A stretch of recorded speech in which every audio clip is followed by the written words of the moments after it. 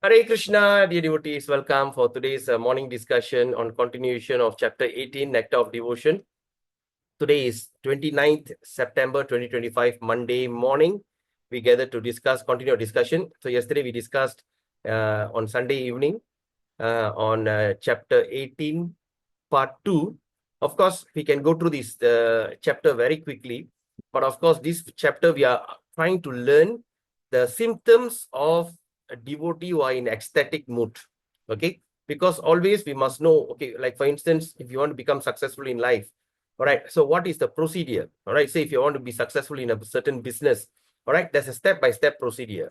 All right, so you know that person who are successful, they always must be enthusiastic, they're always on their toes, they always try to study and enhance their knowledge. So when we want to become like them, we have to simply imitate, just follow their footsteps. All right, so we always don't reinvent the wheel. We just follow, okay, what they have done. All right, so now they study, okay, I have to study. So they have to be very enthusiastic. So just simply follow their footsteps, will be successful. So similarly, we are studying this, all right, into that absolute detail, because we also want to learn. We also want to learn and what is that success of a pure devotee, all right? To be a pure devotee of the Lord, it is something, it's already, you are there in the final, all right? You are, if once you become a pure devotee of Krishna, it is guaranteed that you're going to go back home, back to Godhead. There's no doubt about it. But the thing is, pure devotee. You must be pure means, that means there is no any kind of, fault in yourself, all right? Through your mind, through your intelligence, and through your behavior, all right, and habit, everything become absolutely pure. So in that pure consciousness, that means once you completely purified of your material existence, because this material existence is full of contamination. We have been here for the last 8.4 million lifetime. Like that, we have gone through many, many rounds. So that is in time. Once Prabhupada asked, a disciple asked Prabhupada, so Prabhupada, how long we have been here? And Prabhupada just think about it and just say, time immemorial. That means there's no time. Can be what, million years, trillion years, all right, from the day the creation was created, like that. Many times it was destroyed and recreated, destroyed and many recreated. And we have been here, we don't know for how many millennium. And imagine the amount of conditioning that we have. So we had so much of anartha, so much of impurities. We have to get rid of all these impurities in order to become successful in devotional service. So what is the secret of success? Simply follow the footstep of successful devotees. So in Nectar of Devotion, Srila Rupa Goswami Pad is explaining what are the symptoms of a devotee who are in ecstatic mood. So we should always keep this Nectar of Devotion, reread, and keep it as just like a Bible that you just take it around with you wherever you go. Any free time, refer. Because that is the guidebook of being a successful in devotional service. All right. As you know, in Ramakeli, Lord Chaitanya instructed Rupa Goswami, right, for 10 days. Then after that, he took it and compiled it as teachings of Lord Chaitanya, TLC. Then after that, he further went and referred to all the Vedas and Shastras. He took all that, He took all the evidence from the Vedas and Shastras. And after that, he composed this book called Nectar of Devotion, or Bhakti Rasa Mrta Sindhu. Bhakti means spiritual devotion. Rasa means taste. Amrita means nectar. Sindhu means ocean. So it's ocean of spiritual mellow. Okay, and how to go it? So we are in chapter 80, and today we're going to do part 3. So before we start, let's do our invocation prayer. Let's offer obeisances to our spiritual master and all the previous acharya. In your imagination, try to get a big handful of jasmine flower, maligapu. Just keep it. So every time you just offer one handful of maligapu to the lotus feet of the spiritual master, and to seek their mercy and blessings. Om Ajnanatimirandasya Jnananjana Shalakaya Chakshurunmilitam Yena Tasmai Sri Guruve Namaha.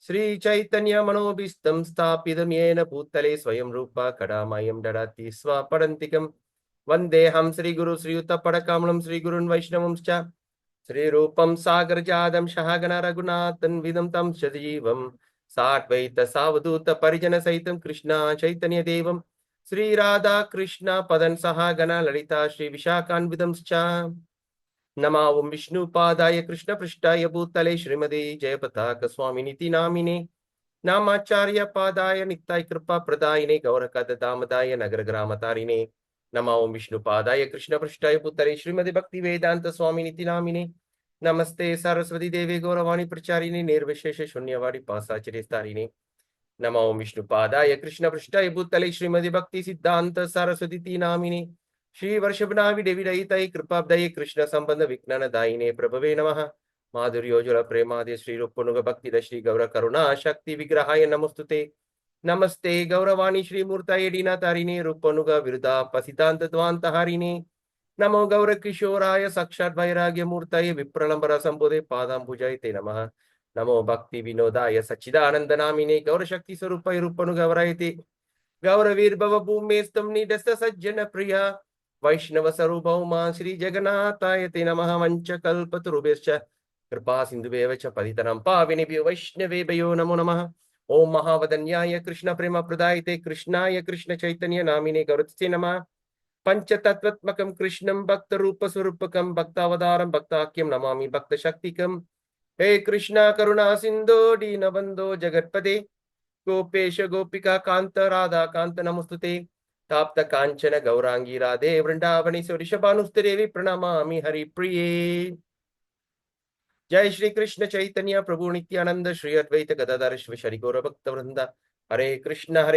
Krishna Krishna Hare Hare Hare Ram Ram Ram Hare Hare Hare Krishna Krishna Krishna Hare Hare Hare Ram Ram Hare Hare Hare Krishna Krishna Krishna Hare Hare Hare Ram Ram Hare Hare मूकं करोति वाचालं पंगुं लंघयते गिरिं यत्कृपातमहं वन्दे श्रीगुरुं दीनतारणं परमानंद माधवम श्री चैतन्य ईश्वरम हरि ओम तत्सत ओम नमो भगवते वासुदेवाय हरे Krishna. All right, so we continue our discussion on today's continuous topic. So we are at this book. Okay, we are at the page 139 139. So at 1 to 3rd paragraph. Okay, it's a 3rd paragraph. So I hope that you have a book with you. So this is the place that we're going to read now. All right, the 3rd paragraph. So just a quick recap what we have spoke yesterday. Yesterday we spoke about the first thing we spoke on. Okay, we spoke about great hope, pridelessness. First we spoke about pridelessness, how a devotee should not have pride. All right, the bhakti pride is one of the biggest anartha, right? Ahankar. So we spoke on how to be prideless. Then we also spoke about great hope. Okay, Ashabandha. Okay, so why this great hope is very important? Okay, Ashabandha. Why is very important? We had a very detailed discussion yesterday. Then after that, eagerness. Okay, we have to be very eager. So Prabhupada mentioned, if you are eager enough, you will achieve your success. Or in other words, in our normal term, we also can call it as burning desire. The desire that you can't live without it. All right. And after that, we spoke on attachment to the chanting of the holy name of the Lord. All right. And the eagerness to describe the Lord's transcendental bliss. All right. So the devotee always eager to speak about the Lord's transcendental bliss. Okay.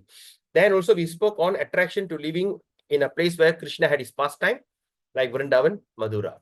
Okay. All that we had a very nice discussion yesterday. If you have missed it, kindly watch the video again. So now we're going to continue on that, the next verse. All right. First Eastern Ocean, 3rd wave, text 42. Vimukta kila tarsher, ya mukter api vimirgyate, ya Krishne nati gopyasu, bhajad dibyo, bhajad dibyo pi na diyate. So it is said by Rupa Goswami. Now this is Rupa Goswami is mentioning Rupa Goswami part, that the attachment exhibited by pure devotee, the attachment. Okay, now we are still under the title of attachment. So attachment that exhibit by pure devotees of Krishna cannot possibly to be perfected in the hearts of fruitive workers of karmi. All right. So when you see that attachment that's showed by the pure devotee, it cannot be perfected in the heart. So a person who are workers, karmi, who still have that material desire, who have that kind of this thing, it is not possible for this kind of people to perceive the idea about this the pure sentiment. All right, what is the sentiment of a pure devotee? And also to those who are in mental speculators. All right, the one who speculate. Okay, they don't have a proper knowledge. They simply speculate. They can't understand because such attachment is in pure Krishna consciousness. Okay, that kind of attachment is in pure Krishna consciousness and is very rare and not possible to achieve even for a many liberated persons. So let's look at this. So here what Rupa Goswami Pad is telling, that this seems to be not possible to achieve even for a many liberated person. So to achieve the pure devotional service, it is something which is so rare, even a many liberated person that you can see. You can see a sadhu, we can see a mahan from other sect, we can see. So it is, they don't have it because the pure devotional service to Krishna, it is so rare. Okay, it is so rare. All right, because the pure devotional service means you are above everyone. You are above the devas. Right, and it's also mentioned in that the lotus feet of the pure devotee, all the devas reside. All the devatas or demigods, they reside at the lotus feet of a pure devotee. How can that be possible? Hey, is that possible? Yes, because the pure devotee is above all this material contamination. The pure devotee is the resident of Goloka Vrindavan even in this material world. All right, it is also mentioned. Okay, we read that before. There's a place in the Nectar of Instruction, I think, from a mistaken. He said if there's a place called there's Nectar of Instruction. There's a place which is far more superior than Vaikuntha Loka. We are talking about that Vaikuntha Loka, where Lord Vishnu resides. There's a place which is far superior than that Vaikuntha Loka. And that place which is far superior than Vaikuntha Loka, it is Vrindavan in material world. Already material world is a place of full contamination. But it says, Rupa Goswami Pad is telling, there is a place which is far superior than that actual Vaikuntha Loka, and that is Vrajadam, Vrindavan. How is that possible? Right? And if you talk about that is a place which is more distinct, so that means this place is far superior than Kailash, far superior the planets of the Devatas, and even far superior than heaven, the planet of Indra, and that place is far superior than Satyaloka with the planet of Brahma, which is far superior. Right? Above Kailash is Vaikuntha Loka, and it's far superior than all these places, and that place called Vraja, Vrindavan. All right? So similarly, a pure devotee is far superior. That means although he's in material plane, in this material world, but is far superior than any living entity. As we understood, the Devas is also part of the living entities. All right, it is just like us. All right, that we have also spoke that Krishna had 64 qualities, right? I hope you remember. And Vishnu have 60 qualities. All right, and Lord Shiva has 55 qualities. Like that, we have all the, for human being, we have, I think, around 50 qualities, if I'm mistaken. But we have the qualities in a minute level. The Devas, same like us, but they have the qualities in a very enhanced level. They have the quality. Okay, like for instance, I got money, you got money. Both of us got money. But I only got 10 ringgit, but you got 10,000 ringgit. Right? So there's a big difference. Right? So you have money, I have money. I only got 10 ringgit in my pocket, but you got 10,000 ringgit in your pocket. So like that, we have all the qualities in minute, but the Devas have all the quality in enhanced, enlarged. Right? So that's why they are far superior than human being. So when a person becomes pure devotee, they beyond all these qualities. They beyond all these things. Right? So when they are there, so that's why there's the lotus feet of the pure devotee is the one that even the Devas are taking shelter. And every place they go, that place will be sanctified. Every step, every place they go and put their lotus feet, that place will become Vrindavan because they carry Vrindavan with them. All right. So we understood in Srimad Bhagavatam also is mentioned. Bhagavatam and Bhagavatar. So the Bhagavatar is the one who practice Bhagavatam. So the Bhagavatas or Bhagavadar in Tamil, we call Bhagavadar, is the one that carries Srimad Bhagavatam wherever they go. So similarly, the Bhagavatas are the pure devotees, Bhakti Vedantas. They are all pure devotees. All right, wherever they go, like Prabhupada went all over the world and he purified the entire existence. He went to the most horrible place, and that place has become a place of pilgrimage for all that ISKCON devotees, because that's a place where, what place is that? Lower Bowery. Lower Bowery is the most horrible place where the hippies lived, a black area. Lower Bowery in US. Thompson Park Square, another place in US, which is so horrible. The place that is, but that's a place where the first ISKCON movement started. The Sankirtan party started from there. That place has become a place of pilgrimage. All the devotees go to US, especially to New York. They really wanted to see that place. So when a pure devotee, wherever you put the place turned into a place of pilgrimage. All right. So that's why that pure devotee, it is not possible. Okay, because in pure devotional service, it's not possible to even achieve for the many liberated person. And it's also stated in Bhagavad Gita. Okay, in Bhagavad Gita, there's a quote says, liberated from material contamination. All right, liberated from material contamination is the stage of devotional service can be achieved. So now let's look at this. What does that mean? Here we are talking about liberated from material contamination. The material is, the world is full of contamination. Yes or not? So we are contaminated. Okay, we are contaminated in our mind. We have contamination in our behavior. All right, there's so much of contamination. One is subtle, second is physical. Physical contamination we can overcome. Or give up your meat, can. Give up smoking, drink, can. Give up this, can, all that can. But something that can't be seen. Your lust, your anger, your envy. Can you give up? Oh, it's a big struggle. Because you can't see, you can't perceive it. You can't see it in your virtual, you only can perceive in your heart. And something which can't be seen, it's very powerful. Yes or not? So like that. So the liberation from material contamination is the stage, all right, is the stage where, all right, is the stage where which the devotional service can be achieved. Okay, so that's why we understood in Bhagavad Gita. Okay, in Bhagavad Gita, there's a verse that we already quote, right? Okay, let me see whether I have it.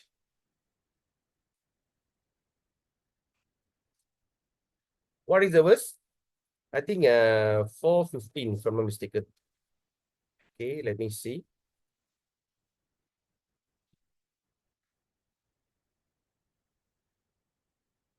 Durena Hyavaram Karma.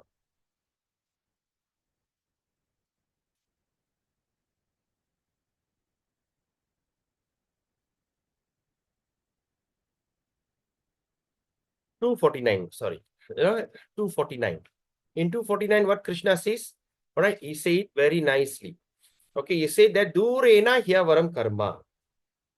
Okay, Buddhi Yoga Dhananjaya, Buddha Sharanam Anvicha Kripana Palahetava. He said, what does that mean? He says that, oh Dhananjaya, keep all abominable activities far distant. All right, keep all the abominable, all that impurities far distant by devotional service.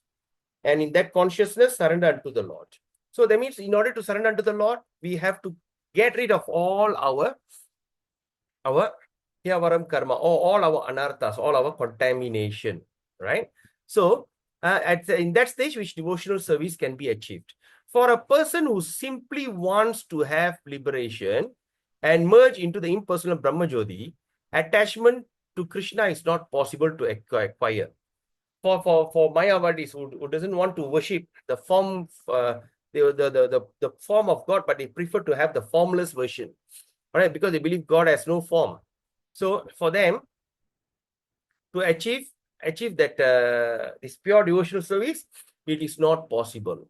This attachment is very confidential. This attachment is very confidentially kept by Krishna. So that means this kind of attachment is confidentially kept by Krishna. Okay, and it's bestowed only upon a pure devotees. All right.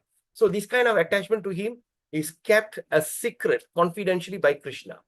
And it's only be bestowed, only be granted upon a pure devotee. Krishna personally will grant that. Even ordinary devotee. Now Prabhupada is mentioning here, even ordinary devotees cannot have such pure attachment for Krishna. All right. So this is something. So, but how to go there? Very simple. Do the first step perfectly. Chant your Hare Krishna Maha Mantra on your beats, right?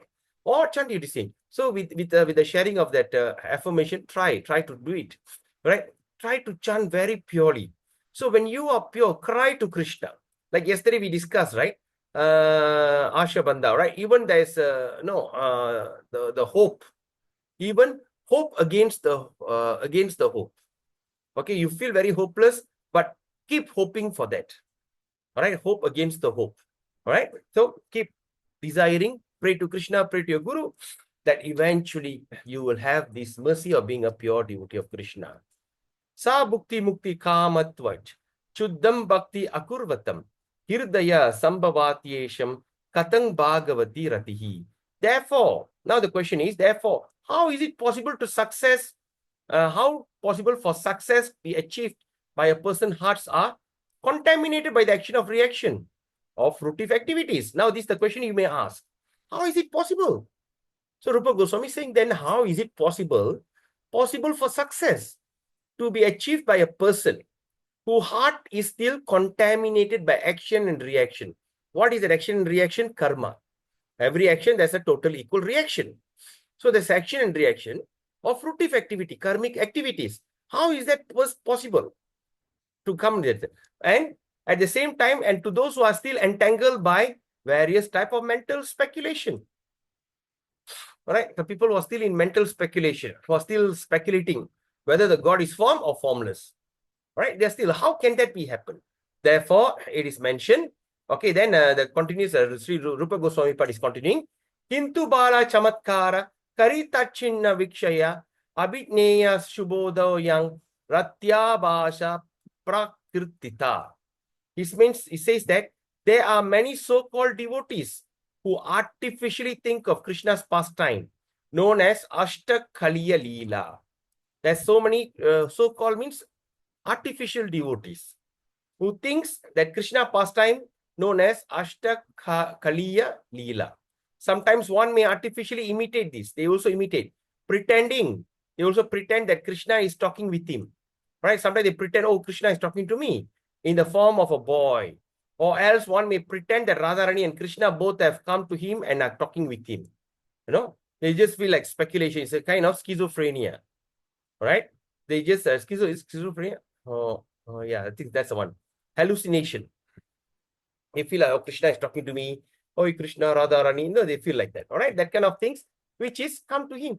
So such characteristics are sometimes exhibited by the impersonalist class of men. These are sometimes the artificial, the impersonalist Mayavadis, they like to show.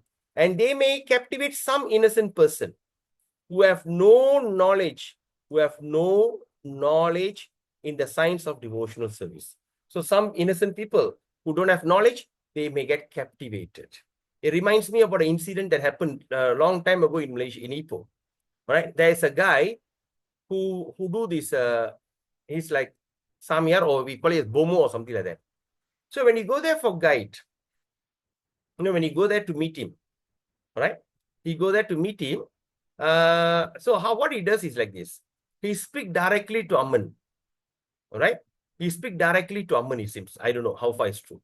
So when he talk to you, say like for instance, okay, we have Sadguna Mataji.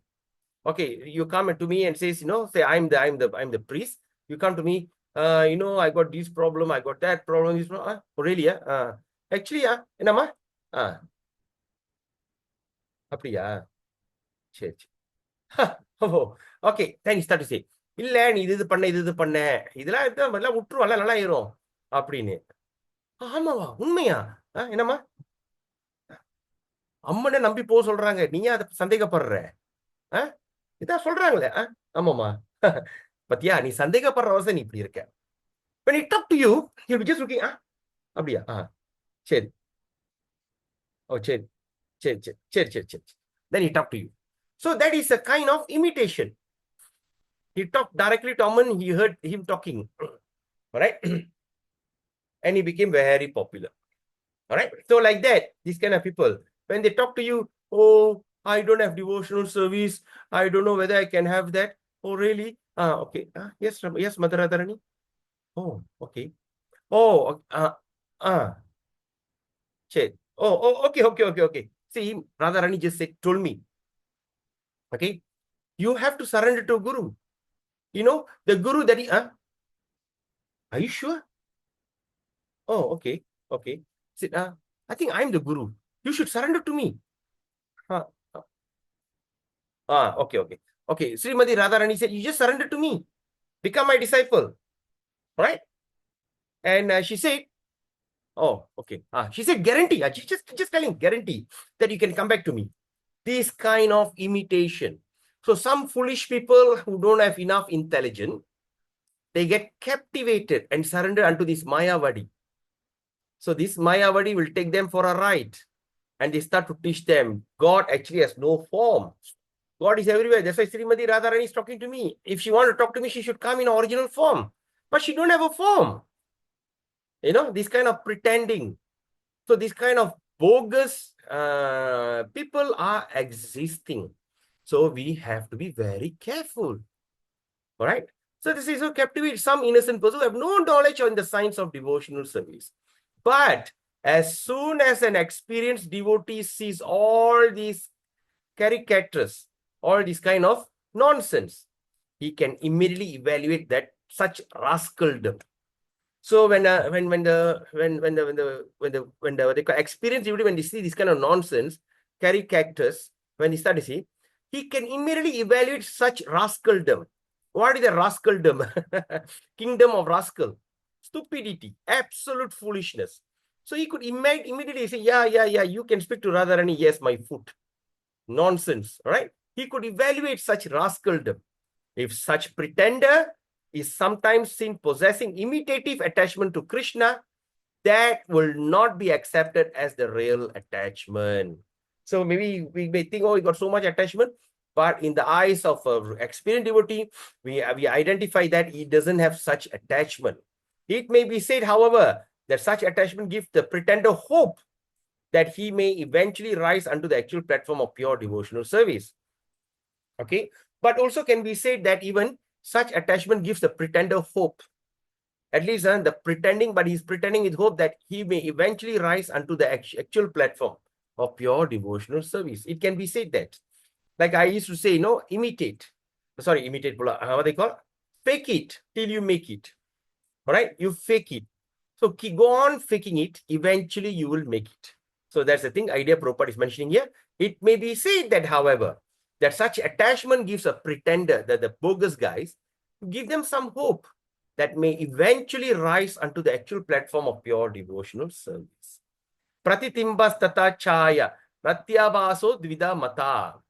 All right, such imitative attachment can be divided into two headings. Such imitative can be divided into two headings, namely shadow attachment and para, transcendental attachment.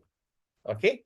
So what the thing is here, we're talking about the imitative attachment. Imitation means pretending. Attachment also can be divided into two, he says. All right. That's one is shadow attachment, chaya. Second is para, transcendental attachment. Let's look at this. Tatra pratitimbaha आश्रमाभिष्ट निर्वाही रति लक्षण लक्षिता भोगा पवर्ग सौख्यंस व्यंजक प्रतिबिंबका दैवत सद्भक्त संगेन कीर्तान्यादनुसारिणम प्राय प्रसन्न मनसam भोगा मोक्षादि रागिनाम. All right, it's quoted in two places, 1.3.46, 1.3.47 of Nectar of Devotion. If someone without undergoing regulative principle of devotional service, or without being guided by a bona fide spiritual master, they usually show such imitative attachment. And this is called a shadow attachment. So that means the shadow attachment means what? The shadow attachment means that person they don't undergo Vaidhi sadhana or the regulative principle. At the same time, all right, at the same time, they also are not guided by a bona fide spiritual master. Last Sunday, I was giving a Bhagavatam class, all right? So this particular Mataji and the daughter, one elderly Mataji and the daughter, right? So she came. So she said, oh, that means I'm giving class. She was excited. She said, must go for the class. I said, really? Why? No, because the way I speak, she understood or something like that. So she couldn't sleep from 2 a.m., waited until 6 o'clock because we do Mangalati program. They make sure they come for this Bhagavatam class. And they show so much of excitement. They ask why Jagannath looked like that, why this, why that, everything. After that, she was so in ecstasy. Then before I could even get up from my seat, she straight away came and spoke to me. Right? So she's talking to me about this and that, and then I just told her, you must get a bona fide spiritual. They said, no, I've already got a guru. Right? And I understood in my life that without the blessings of Vishnu, I can't get the love of Shiva. I said, what do you mean by that?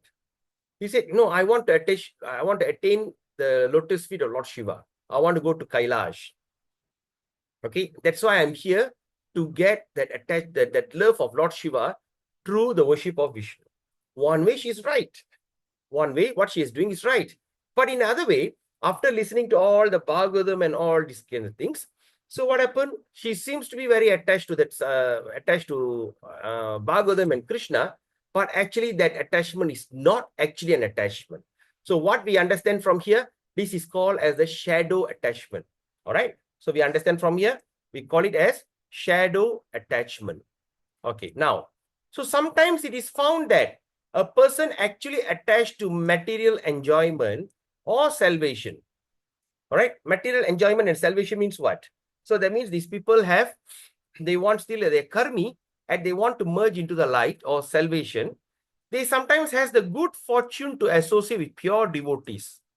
Sometimes these kind of people will have some kind of good fortune to associate with pure devotees while they are engaged in chanting the holy name of the Lord.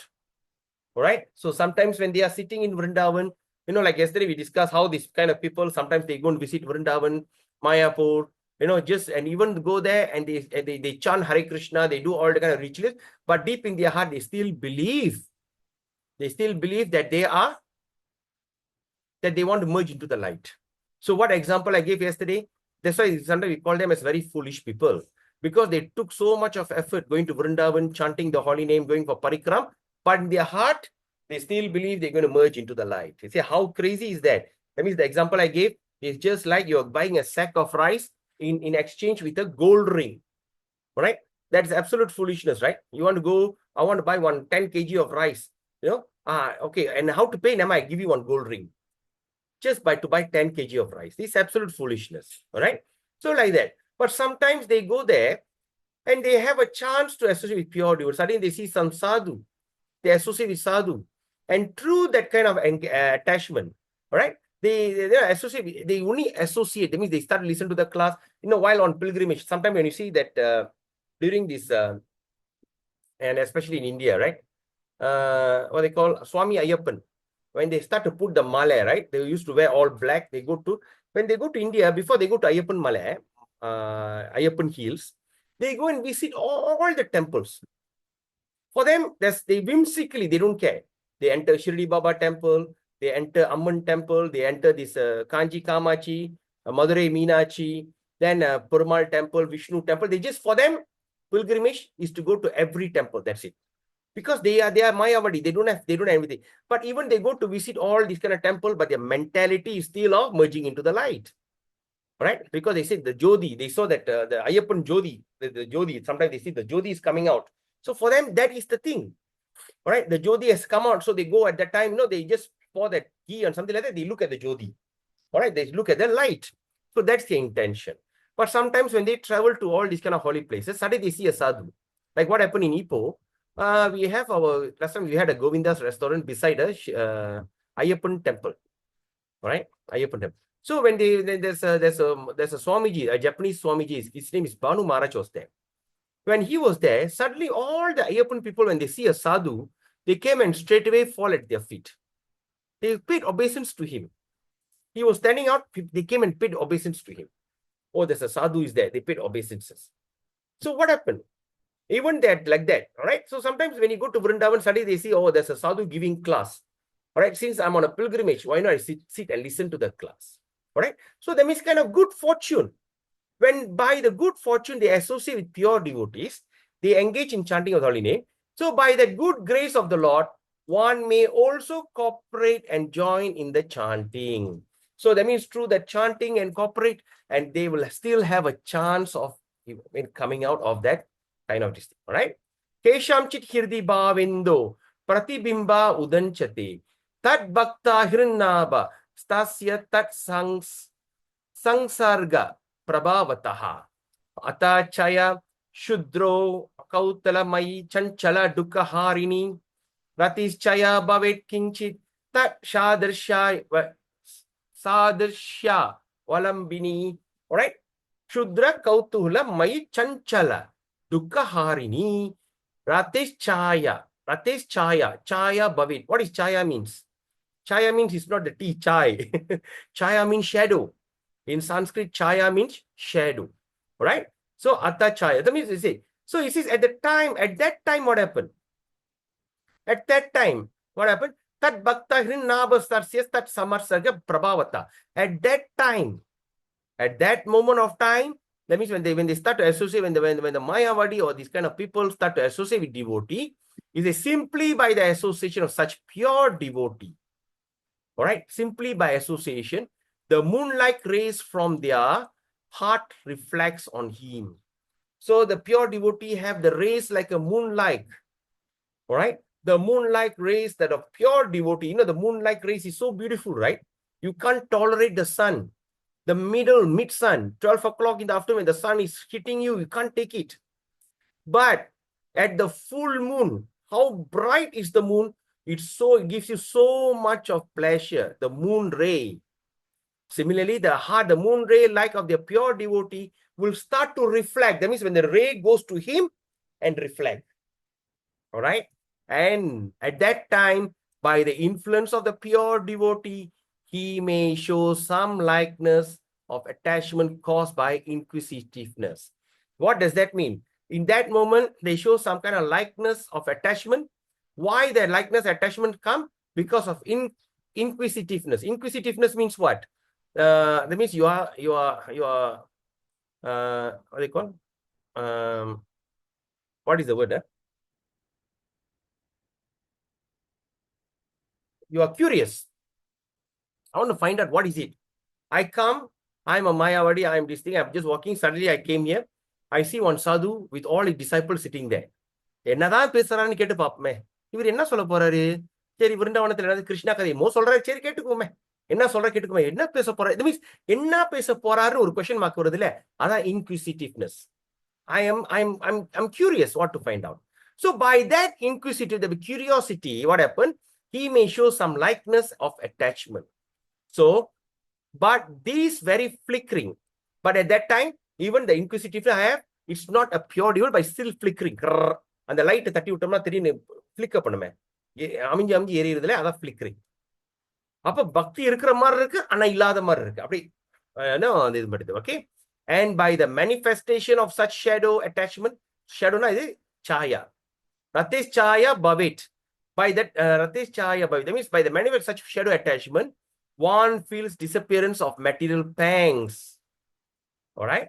They feel the material pangs is called pure attachment. So that means with that kind of அந்த கொஞ்ச நேரத்துல அவங்ககிட்ட பழகும்போது என்ன ஆகுதுன்னா, all our material anxiety start to disappear. Because we mesmerized by the way that Maharaj looks. Right? Just like what happened when my spiritual master was admitted in a hospital in Penang, Adventist. There's one particular Adi, she's one of the devotees here who follow us. Saki Mataji, right? Saki Champakalata from Skudai. They all went and visited him in the hospital. When they waited there with the mark of the tilak and everything, the security guard allowed her to go in. Then after that, she went and asked the nurse. And it looks like the whole hospital was in great ecstasy. Everyone looks very happy. And then the nurses and the doctors and all, and even from the different faith, Christian faith. Adventist is Christian hospital. They only take all the Christians in the job, mainly, majority. All of them felt a kind of ecstatic feeling. He said, who is that person? Why we feel so happy? We go to him, we touch him, we feel so good. And it looks like the whole hospital was in great ecstasy. So that Mataji, I mean, once she comes, I think today she just returned from, I think she should be very tired. If the next class, if she mean, I want her to speak on her testimony, what actually happened in that hospital. So that means even that kind of that means in that moment, it's just like a little association. This kind of material pangs, the kind of frustration, material frustration, all this will become disappear. Even is chaya. Chaya means is a kind of shadow. Even in that kind of shadow manifestation, all right, the kind of material pangs all will become disappear. Okay, now let's follow on. Hari Priya Kriya Kala Desha Patradi Sangamat. Api Anusangikat Esha Kvachit Agneshwar Apikshyate. Such shadow attachment now. Hari Priya Kriya Kala Desha Patradi Sangamata. Api Anusangitat Kvachit Agneshwar Apikshyate. So now Rupa Goswami Pad is telling, but such shadow attachment, all right, or para attachment, transcendental attachment, whatever attachment it can be, right? It says, can develop one into the associate with the pure devotees or visits holy places like Vrindavan and Mathura. All right. Even such shadow attachment also called as para attachment, can develop if one associate with pure devotee or flickering association, right? Visit the holy place like Vrindavan and Mathura, all right? They can create that, okay? And if an ordinary man develop such attachment for Krishna and fortunately perform devotional activities. So after they say they start to fortunately perform devotional activity in the association of pure devotees, he can also rise to the platform of pure devotional service. What does that mean? Even a person can rise into the platform. All right. So for instance, if I am a Mayavadi, I just go and see one pure devotee sitting there. I listen to him. Then I go near him, ask him some question. And that pure devotee says, would you like to come and join me for lunch? I say, yes. And you sit with him and he start to talk to you, this thing. Then after that, you just get up and he says, the servants want to sit down and eat. So you as a Mayavadi suddenly get up and says, you have served me now. Can I serve you? You are serving the servant of that pure devotee. So what do? You start to serve them some prashadam. You know, you put them and say, now sit down. I've already eaten. You know, when I was with the Swamiji, I've already eaten. I'm very happy. Now the servants want to sit down and they are serving themselves. Then I just gotta say, please, hold on. You have served me, now let me serve you. So that kind of little service in the association of pure devotee. What happened? He can, if that moment, even that person can rise into the platform of pure devotional service.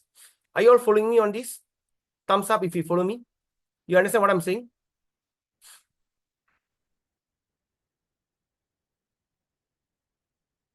Hare Krishna. Yes, Prabhu, I understand. You understand, huh? Right. Okay.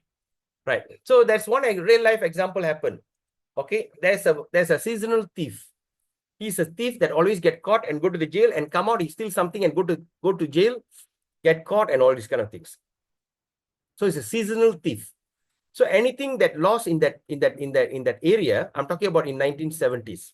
Anything that disappears in that area, the first suspect is that fella. So police catch it, put him in the jail, then come out like that. So when he was in the jail, he saw that policeman or there's someone was reading back to Godhead magazine. And behind that magazine, there's a Prabhupada photo. And in that Prabhupada's photo's hand, I think there's a Rolex watch or something like that. Some very expensive watch.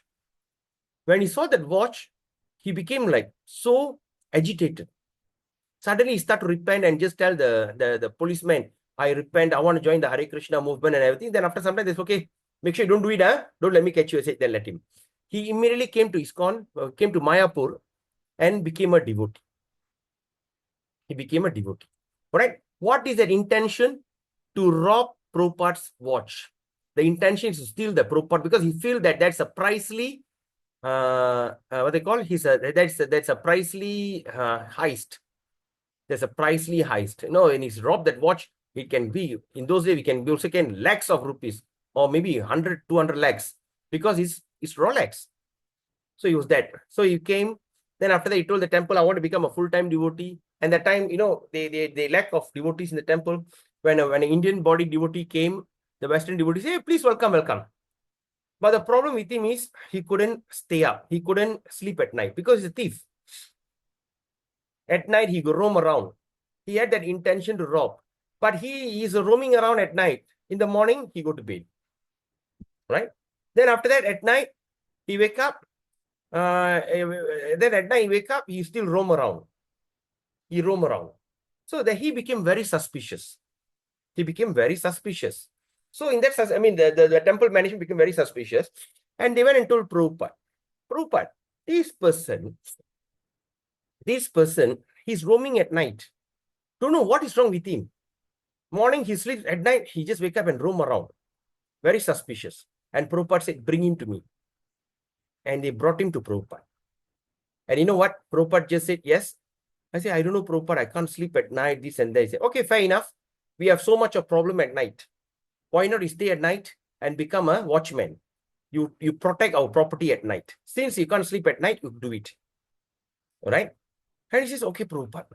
But the intention is still there, but of course the intention, because with the association of Prabhupada. Then after Prabhupada gave that and he went. And before he left, he just called him back. He said, come here, come here. He said, come here again. He called him. I said, Devendra, yes, Prabhupada. He just opened the watch. Take it. Oh my God. Prabhupada just gave away his expensive watch. Now, take it. He was dumbfounded. He couldn't believe what happened. He went there intention of robbing Prabhupada, to rob Srila Prabhupada. But he couldn't sleep because he's a thief. Thief don't sleep at night. Then after that, what happened? He said, then after he just gave him the instruction, be a watchman. Then after, before he left, he just calling back again, saying, this is my watch, take it. He was dumb. And he's the one who founded ISKCON TV, Mayapur TV, MTV. All the live telecasts that we are getting from Mayapur, the TV was founded by this particular devotee. Recently passed away. Right? And his story was such an inspiration.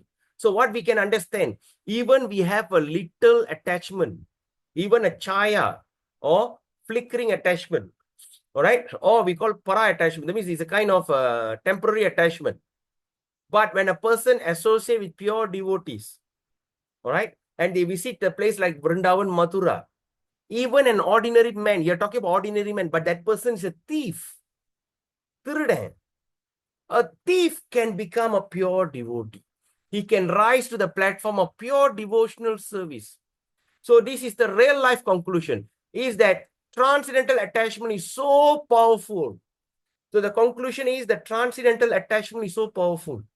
And of course, we also understood in our previous verses, in our previous discussion, how do a pure devotee looks like? They look so ordinary. They don't have any kind of things that like mumbo jumbo. They don't have anything, external features to show that they are pure devotees of the Lord. They can be as ordinary. Maybe they can be a person who come. Maybe they can be just a very ordinary person or reserve and preserve, who doesn't come in front, doesn't want to show off. Maybe an ordinary cook in the temple, or the person always keep the toilet clean in the temple. These are the people are ordinary devotees, but actually in their heart, they are pure devotees, can't be identified. All right. That is why we say it is so powerful. The transcendental attachment to the pure devotee is so powerful. Therefore, we must always go to the temple and associate with devotees. You can't practice bhakti by yourself. All right. We say, I got a deity in the house. I got a deities at home. I got a, how they call it? No, it doesn't work that way. The attachment or to the with the devotee is very important. Like one of our participants, one of the member in our group, Roja Malar Mataji from Malacca. She was with me for the last 3 to 4 years, attending all the online classes. But there's one particular Mataji from Ipoh, Induleka, Lavanga Induleka Dasi Mataji, right? She's a former air hostess. And of course, she left, she migrated from Ipoh to Malacca. I think she migrated there, I think should be not even a year, I think.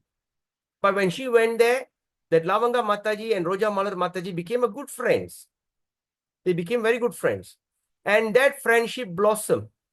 And recently, when Lavanga Mataji brought Roja Malar Mataji to KL to visit Guru Maharaj, my spiritual master.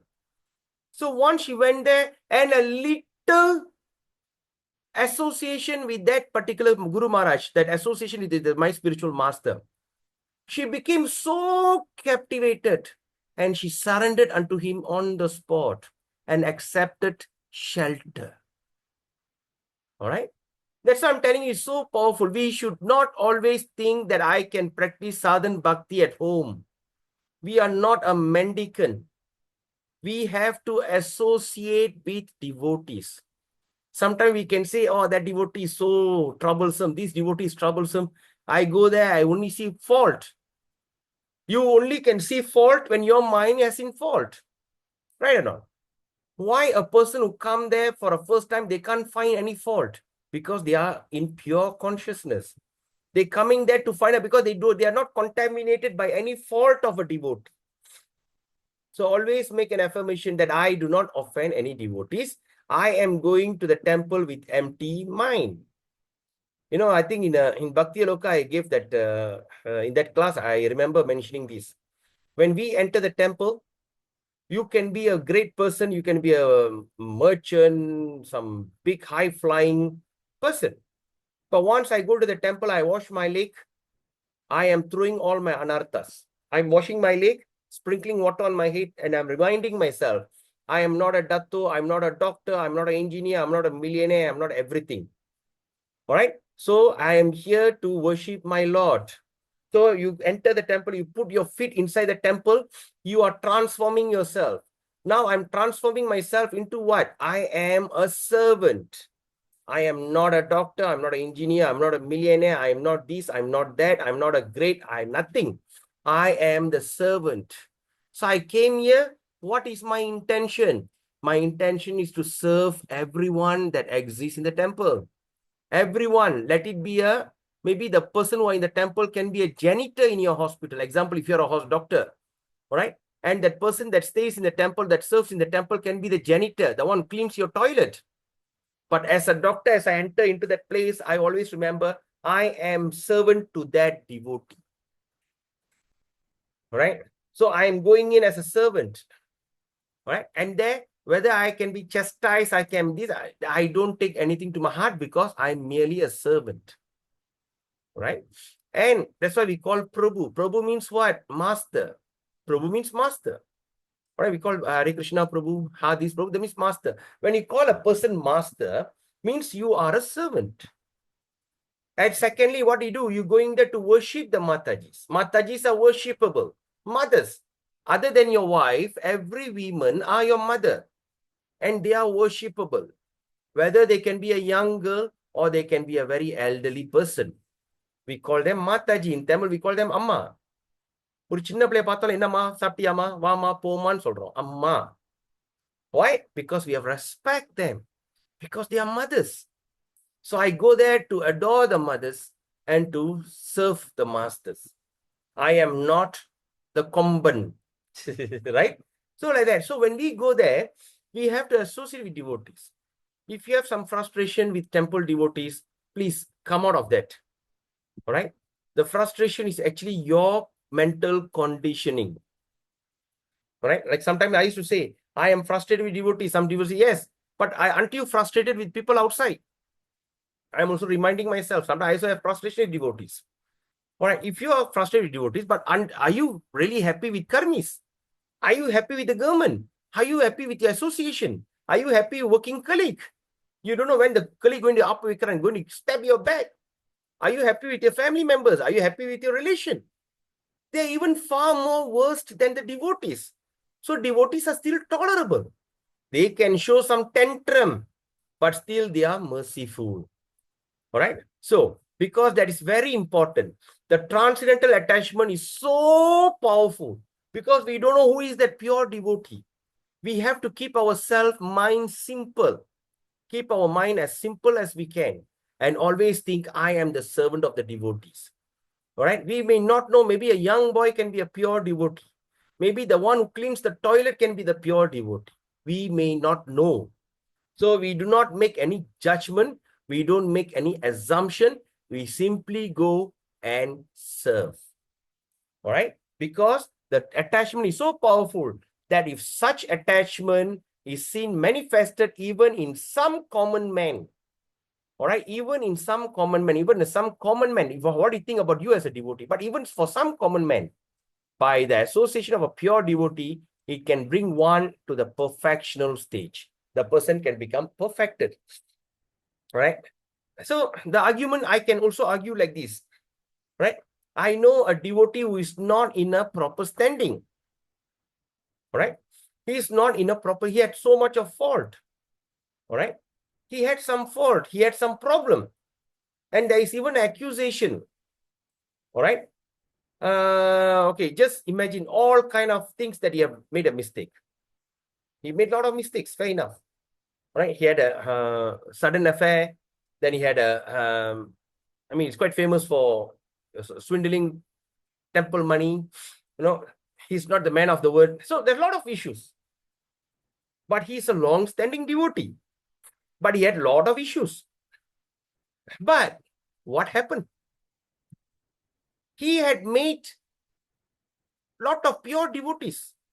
He's the one who cultivated my uncle to become a pure devotee. You know, the uncle that I said about yesterday. He made my uncle, and today my uncle have accepted Vanaprastha.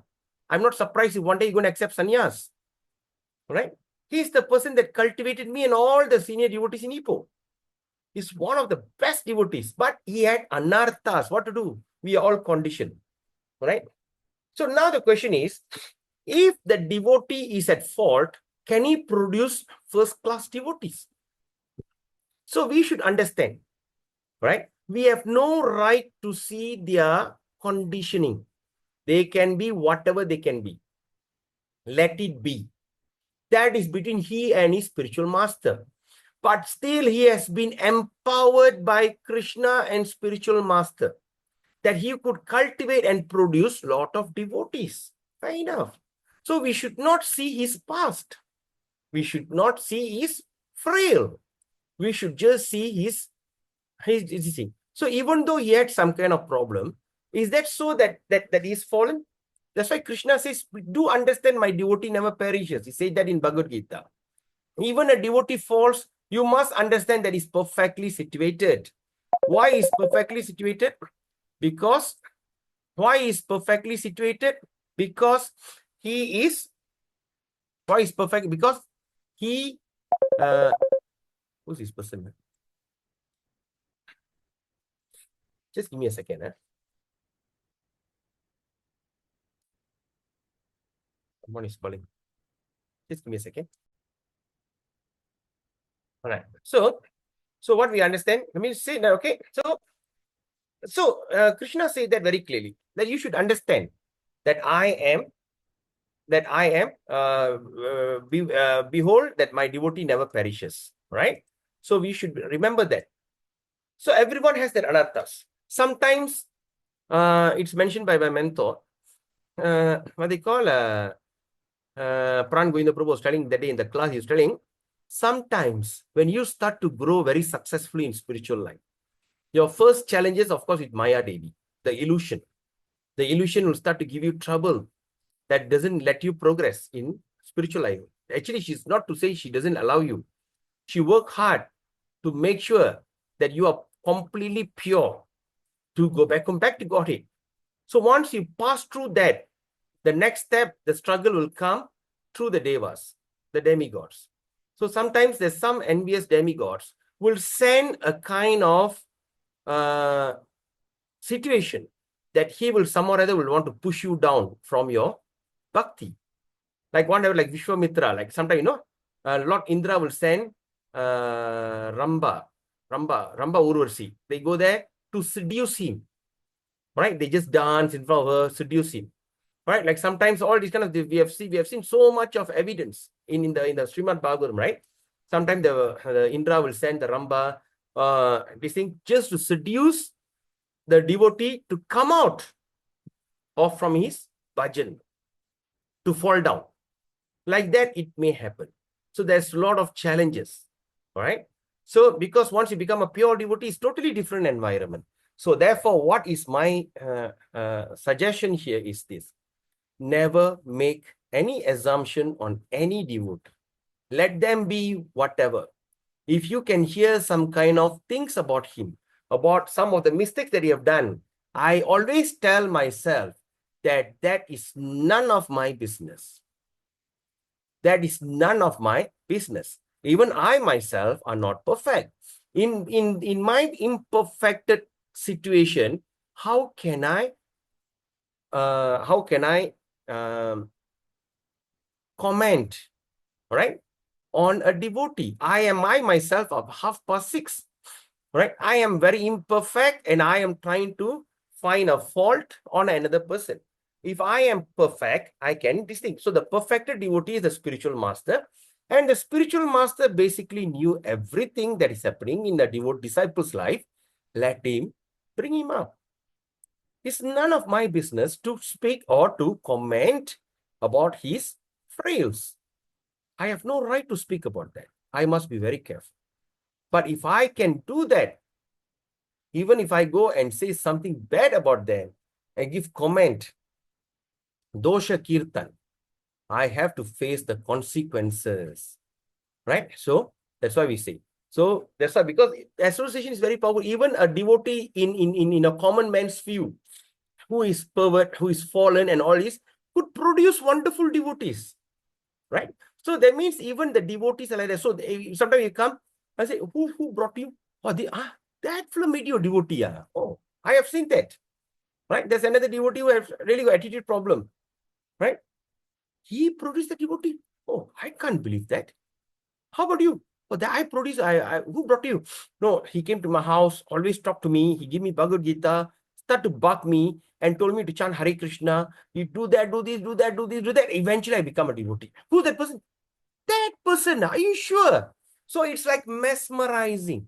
We may not know. So we do not underestimate, because every one of us have that kind of tendency of being a pure devotee. So we don't say. So the devotee association is very important. So now we understand why even it's a shadow attachment, but the association with the devotee or a pure devotee, it is very contagious. All right, let's do the next one. Before that, do you have any question? Any questions so far?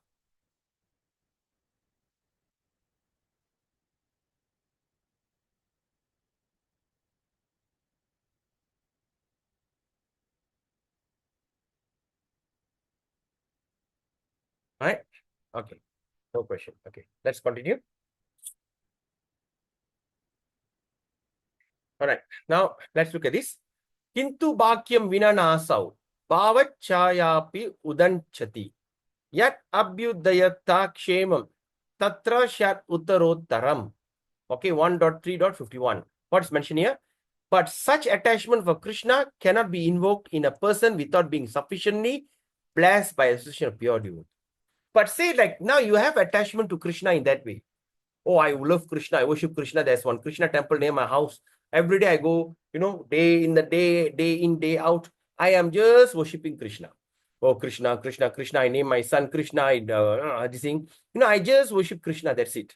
Because there's a temple nearby my house and I'm so attached to Krishna. All right.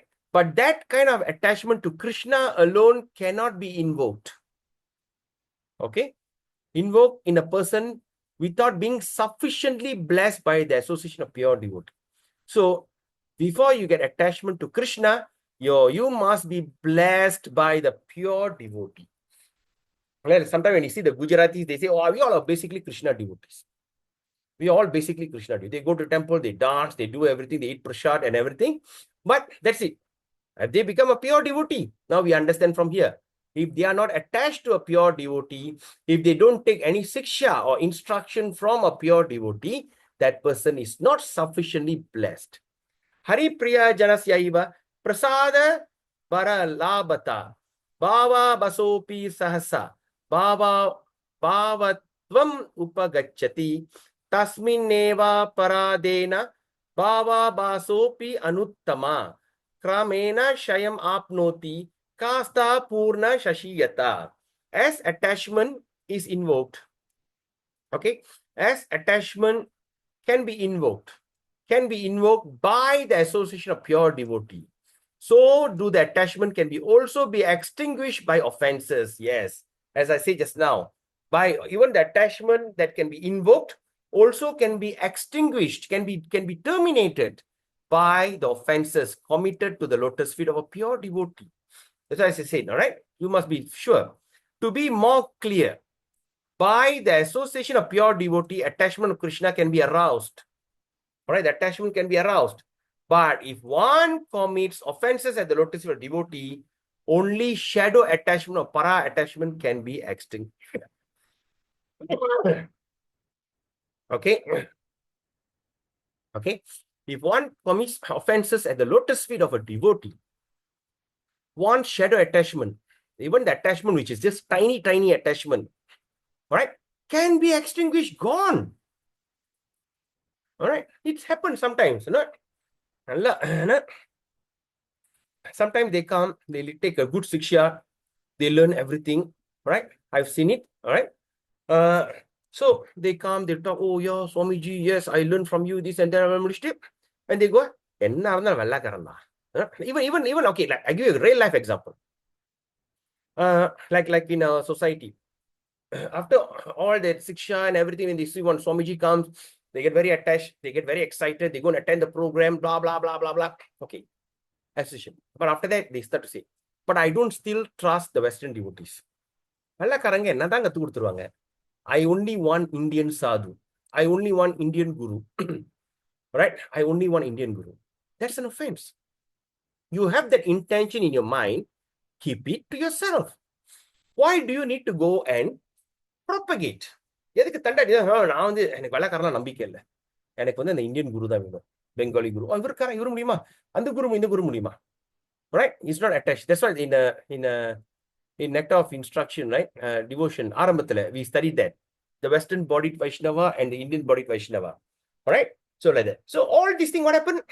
You are already on the verge of getting a guru. You're already chanting 60 round, follow the regular prayer, everything. But when you do this kind of offense, what happened? Extinguished. All that attachment, all the things that you have done so far, disappear. What a waste. Right?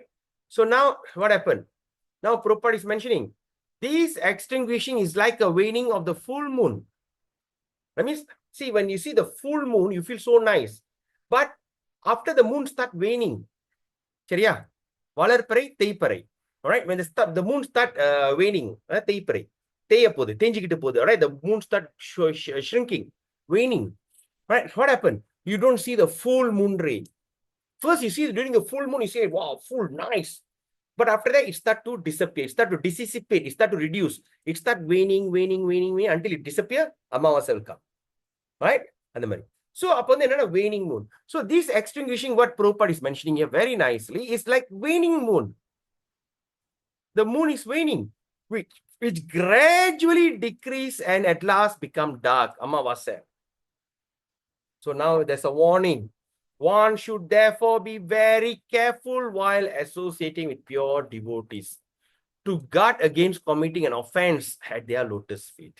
If something is really not right, do not comment, do not offend.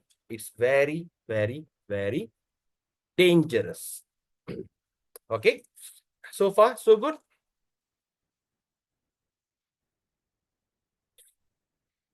Hare Krishna, Prabhu. Yes, Mataji. But what if someone is thinking about it? It is in his thoughts, he wants to say it to someone to get some clarification. Who should he like? He will someone to confide in. Is that okay? Okay. It's a fantastic question you asked, Mataji. First thing, sometimes when you think in our mind, oh, this guy is terrible, this guy is horrible, right? So, oh, this Swamiji, or whatever, as long you keep it in your mind, it's not an offense. Because in Kali Yuga, we are all conditioned. But previous Yuga, if you have it in your mind, it's very dangerous. But in Kali Yuga, if you have that grudges or you get some kind of criticism, but in your mind, it's not an offense. But the problem is like this. You're going to keep the thing in your mind long enough without you realizing it's going to come out from your mouth. So it's going to create an offense, all right? The first thing, if you keep it in your mind, it's not an offense. But best, try not to keep it, right? Now, the second question you asked, you need to speak to someone.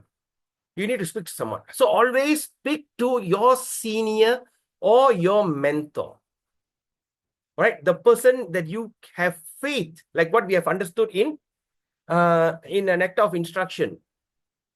Always open up your mind to your senior or your mentor or your well-wishing devotee. Well-wishing devotee. Speak to them, right? Prabhu or Mataji, I came across this kind of situation. Now, like this happened, I found that person doing something like that, like that. So, how to understand Mataji or Prabhu? Right? Speak in such a humble way, or the way that you want to learn or understand the situation. Right? Say if you find someone, all right, say suddenly you see a devotee who are good standing, suddenly you see him in a mama shop eating roti canai. When you see that, all right, so what you should think in your heart? Oh my God, why the devotee is doing that? Anyway, Krishna, just think, look at it and just forget it. Don't go and do dosa kirtan. You know that person is sitting in mama shop eating roti canai.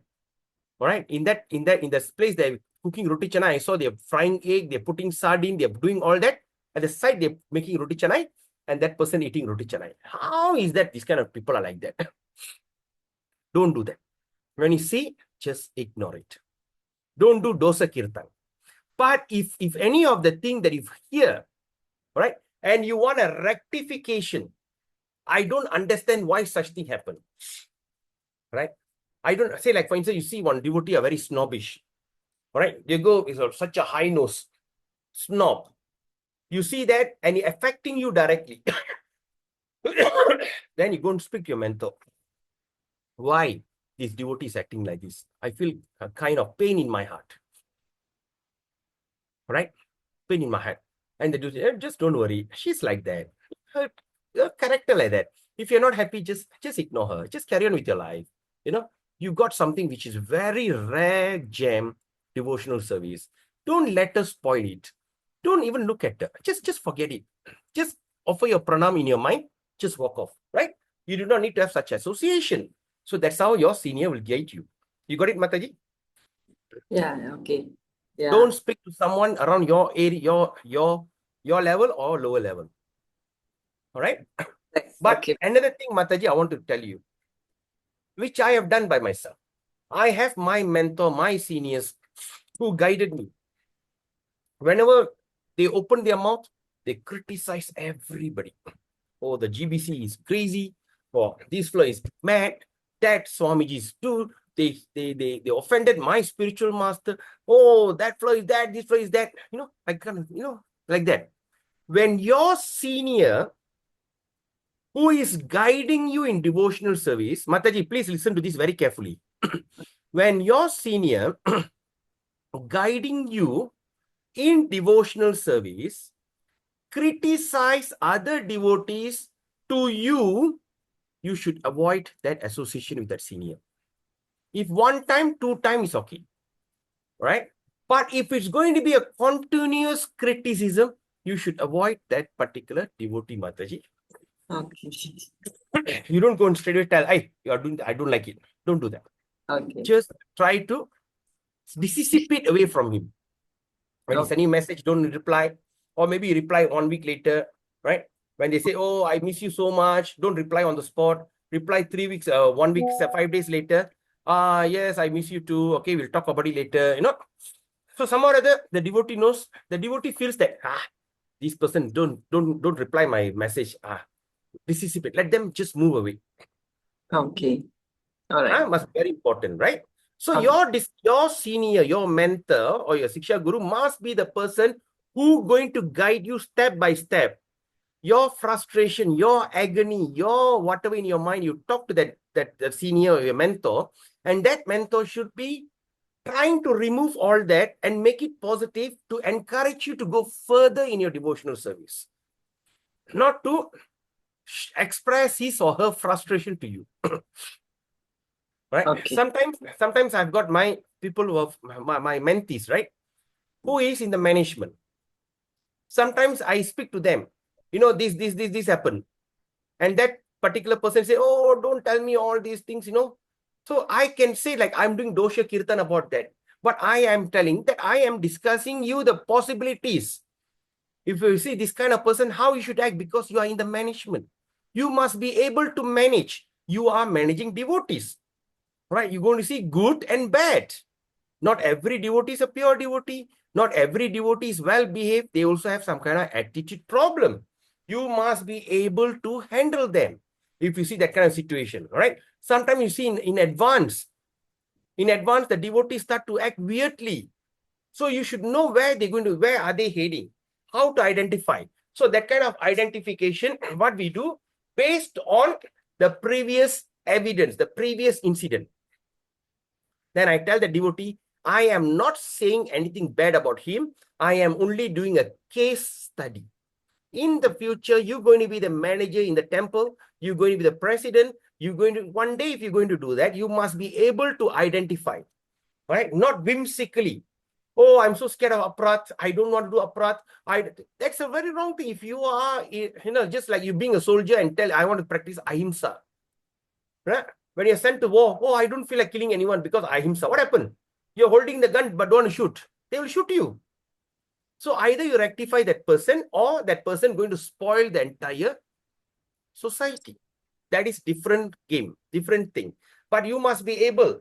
You don't think that all your mentor, okay, you already selected a mentor, you selected a senior, that you accepted that person to train you before you accept your spiritual master. Even the spiritual master says after you accept initiation, you still undergo training from your senior devotees, right? So in that situation, when they undergo such training, all right? So my job my mentees is to train them up. When they come back to me with frustration, when they come back to me with some kind of like a surprise, why the devotees are like some people say, the devotees are worse than karmis. Like this kind of frustration. So I must be able to console them. So what is my intention is for them not to give up their sadhan bhakti. So must be very careful. But if that mentor or that senior who are guiding you start to speak everything around the world, this place is wrong, that place is wrong, and out of his own enmity, his own frustration, he said, now get out from the temple. You followed me right, you trust me right, come. We don't need to go to this temple anymore. These fellows are all rascals, crazy guys. Okay, come, let's join another temple. Or let me start one center, come and join me. So make sure that you don't fall into the trap. Okay, Mataji, you asked a fantastic question. Really appreciate that. Thank you, Prabhu. Okay. All right. So have I answered you, Mataji, first of all? Yes, Prabhu. Okay. I think, yeah, you have answered my question. I'm clear now. Anything else? Okay, we just have around 1.5 page. Shall we just go through it? Finish this by today? I'm going to take another maybe half an hour. We all shoot 11 o'clock. Is that okay with everyone? Gandhi Mataji, Nanda Mataji, Sadguna Mataji. Is it okay we all should a little longer to finish this chapter?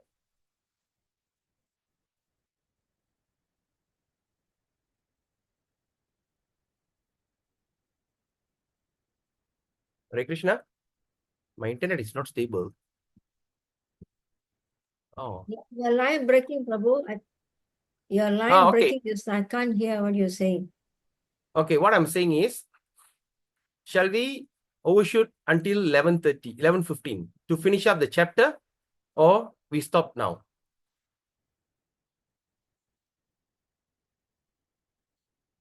You got it? Can finish for me. Yeah, slightly. Yeah, okay. Breaking. Yeah, anyway. Okay, now is it better? Yeah. All right. Yes, Prabhu, better. Because the thing suddenly switched from 5G to 2.4G. Okay, so shall we just finish up this chapter today? We have 1 page and half. I don't mind. Can I find out from others, Prabhu? Depends on others. For me, okay, Prabhu. How about Nanda Mantaji?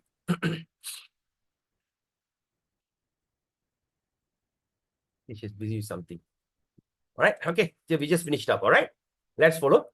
Kimcha Babopya Abhavam Ayati Krishna Presta Paradata Abasatam Chashanakair Nyuna Jati Yatam Api. All right, you see. So now it's mentioning here the transcendental attachment, either shadow or para. All right, shadow. Okay, even it's a shadow attachment can be nullified by different degree of offenses at the lotus feet of pure devotee. All right.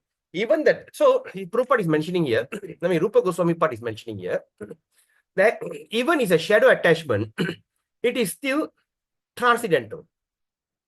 It is pure. So transcendental attachment, either shadow or para. Shadow means chaya, or para means this thing, right?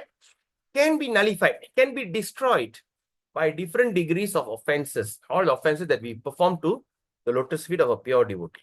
If the offenses are very serious, then one's attachment becomes almost nil.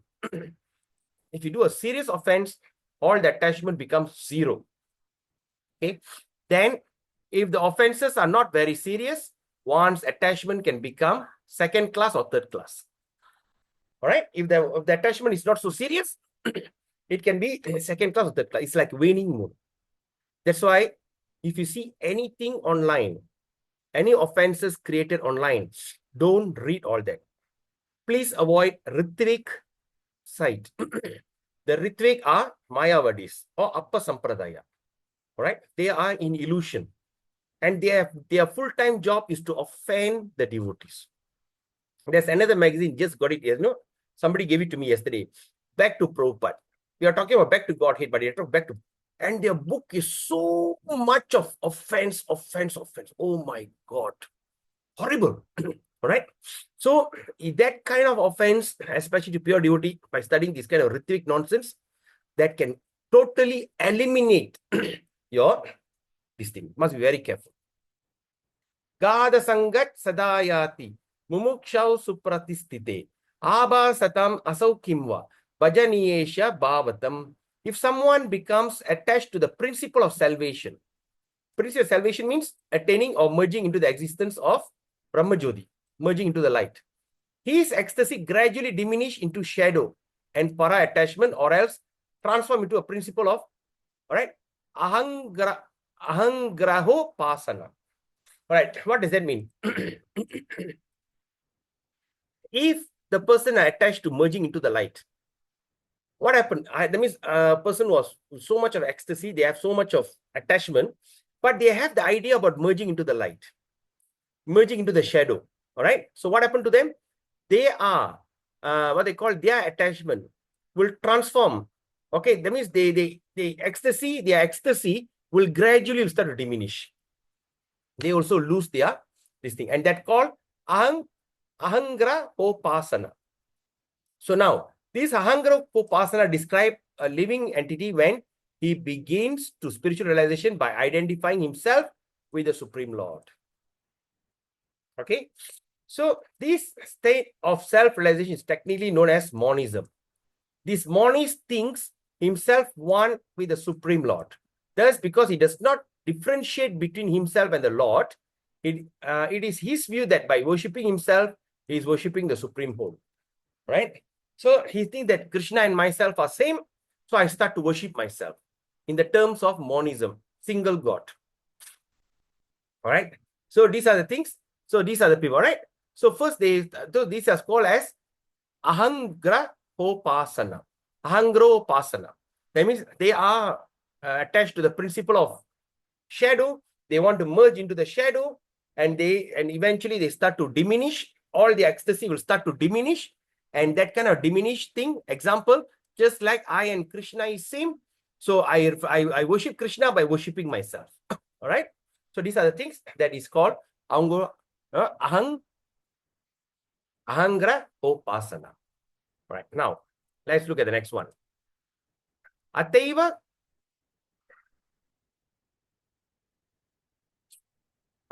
kvachit teshu navya bhakteshu drishyate shanam ishvara bhavoyam nityado mukti paksaga. Someone, if is found that is a neophyte, sometimes it is found that a neophyte means a new devotee, right? Taking part in chanting and dancing very enthusiastically. All right. You can see a new devotee suddenly when they come, they start to chant and they start to dance very enthusiastically. But within himself is under the impression that he has become one with the Supreme. So he starts dancing very enthusiastic, thinking that he has merged into the light. You understand what I mean? When we start to dance and chant, we are thinking worshipping Lord. But they started dance and chant, they're thinking they merge into the light. right? They feel, oh, I am part of that and I will dance in ecstasy. This conception of monism is completely different from pure transcendental devotional service. So when you see that kind of person, this person is not in pure transcendental service. Sadhaneksham vinat yasmin na kasmat bhava ikshate vignastagitam atrohyam prakbhaviyam sushadanam. If, however, now, another example, it is seen that a person has developed a high standard of devotion. He start to have high standard of devotion without having undergone the regulatory principle. All right. So let me see the person born in some Karmi family who eat beef and everything, but suddenly he has developed a high standard of devotion without even following the rules and regulation, without even following Vaidi.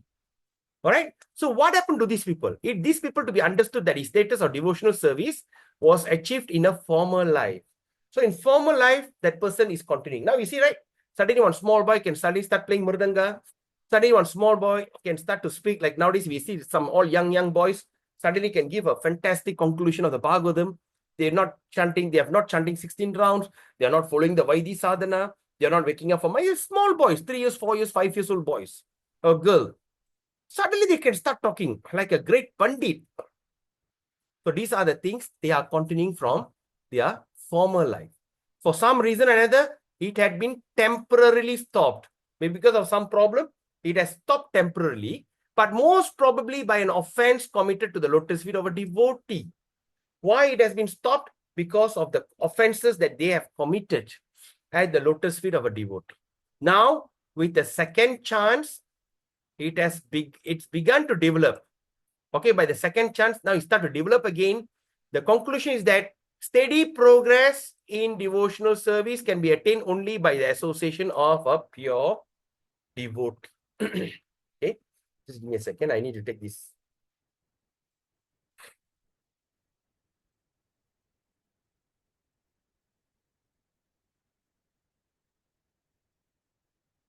All right.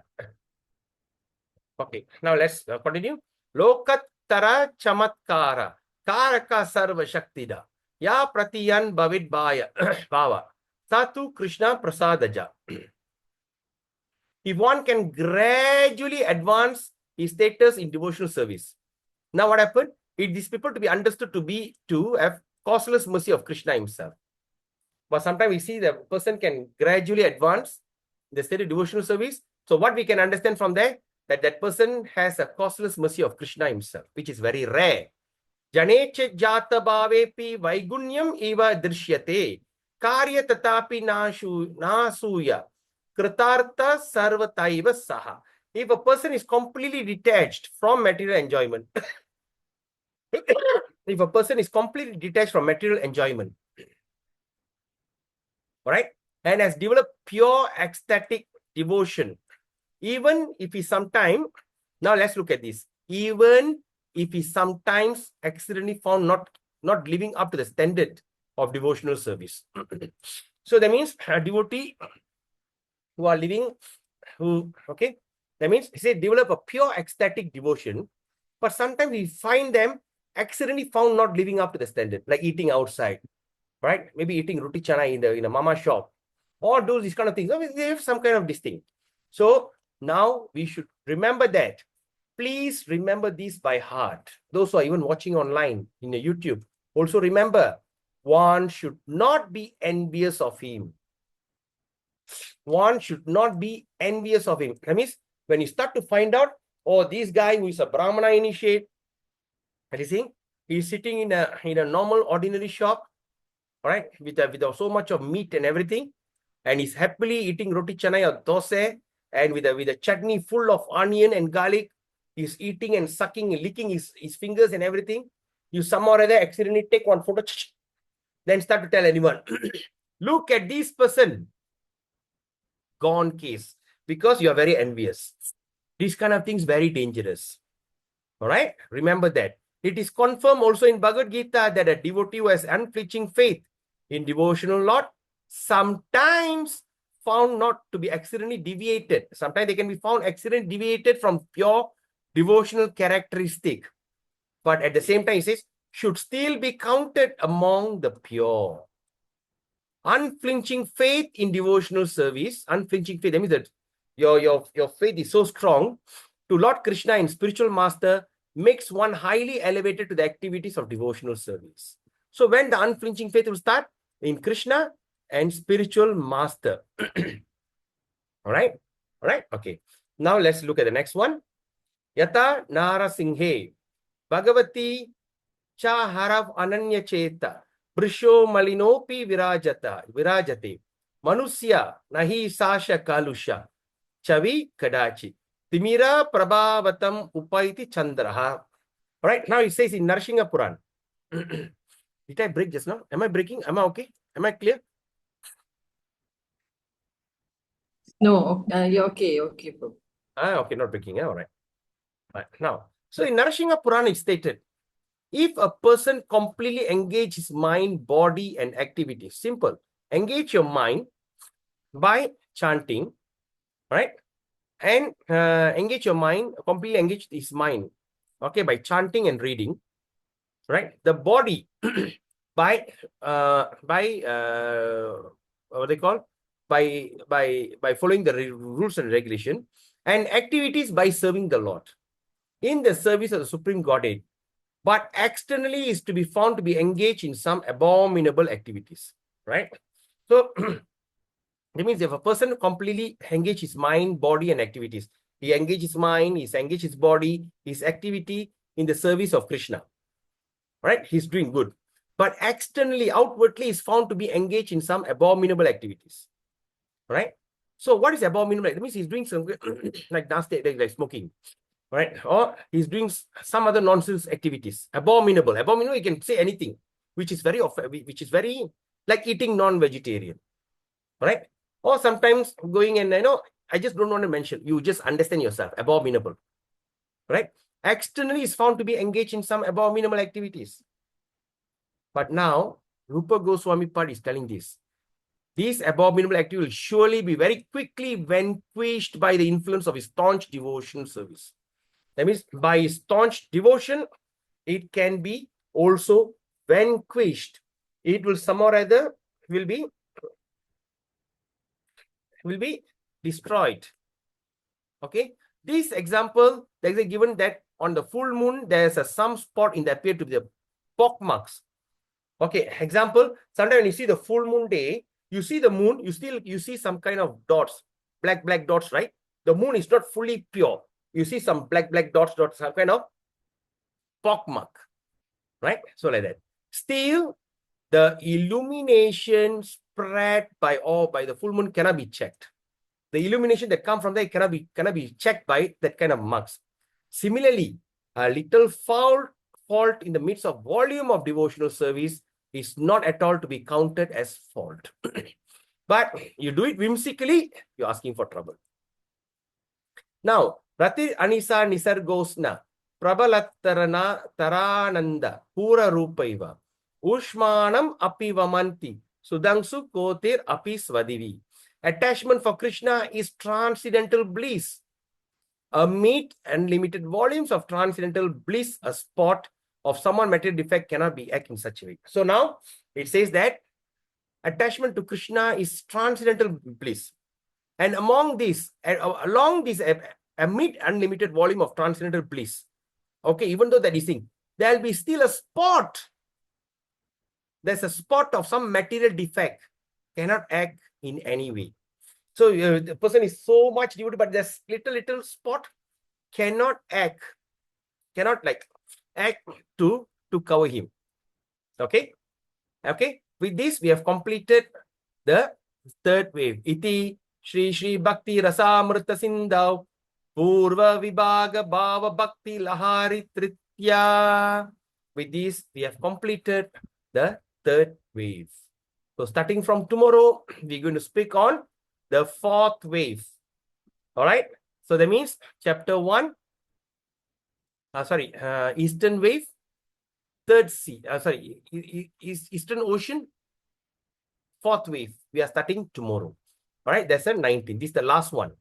After this fourth wave, we are starting a the second batch, part 2 of Nectar of Devotion. Right? So under this Bhakti Sastri, you study until chapter 19. But here we're going to study the entire Nectar of Devotion. Okay. So we have successfully completed the third part or the third wave of chapter 1. That is title of, what is the title of this?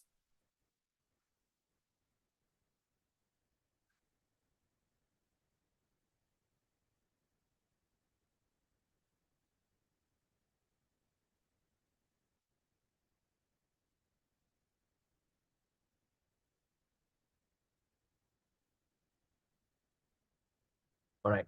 So title of ecstatic love. Under the title of ecstatic love, under the third wave, we have already completed. Under the ecstatic love, we have studied about ecstatic love. And after that, we also spoke about the further, then we spoke about 18, the characteristic of one in ecstatic love. What is ecstatic love? Second is the characteristic, those in ecstatic love. We have successfully completed these two wonderful confidential chapter. All right. And tomorrow we are starting on chapter 19. Okay. So we just finished on time. So is there any comments? You would like to share any of your testimony, how it feels about this session? All right. Is it too heavy? Or is there something that you have learned? Some takeaways? Chapter 90, devotional service. Right.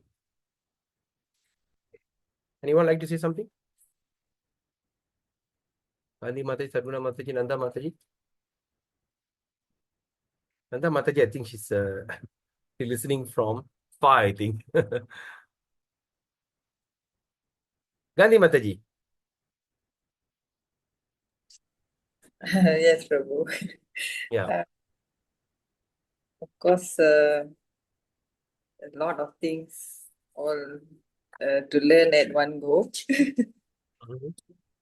But yeah, of course, devotional service. Just a bit sad that I can't divulge wholly to the devotional service. So as far as as you said, what the devotee association, I really miss the devotee association. But of course, as you said, the little while I was doing it, I felt it was nice when I was involved with the flower deco group. Of course, as you said, there was a bickering, they talk about each other and all that. But as I said, all that I put aside and go into the service. And the fruit of the service, you see the flowers the next day, Sunday, when the service is going on. It's really it's a kind of different feeling. Yes. So and whenever they have food for life and all that, we go cut vegetables, and then we see the prasadam being given away. It's very nice. So I really am hoping they'll come back to the Pure Devotee Association. Yes. Thank you, Prabhu. Yeah, that's why even Krishna have arranged this kind of association, even online, seems to be very real and near, right? So let's see. Just pray to Krishna and Prabhupada. They will guide you accordingly. It's my prayers, daily prayers is that, Prabhu. Yes, it will happen. Thank Right? you. That's why that day I was telling to one devotee, miracle is no longer a miracle in devotional service. There's no miracle in devotional service. Everything is transcendental bliss. All right. So, okay. So with that, I think if there's anyone else want to say something.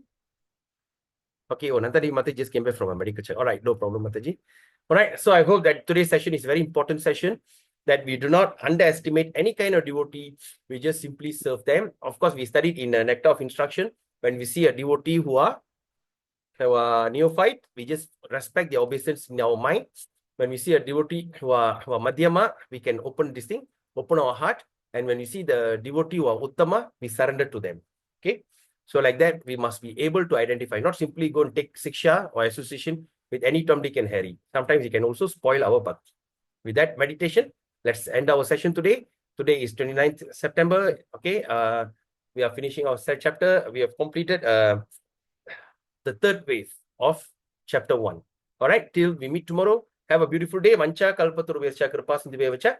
Paditanam pavini vaishnavi namo namah. Hare Krishna. Have a beautiful day. Hare Krishna. Thank you, Prabhu. Yes. Go Ranga.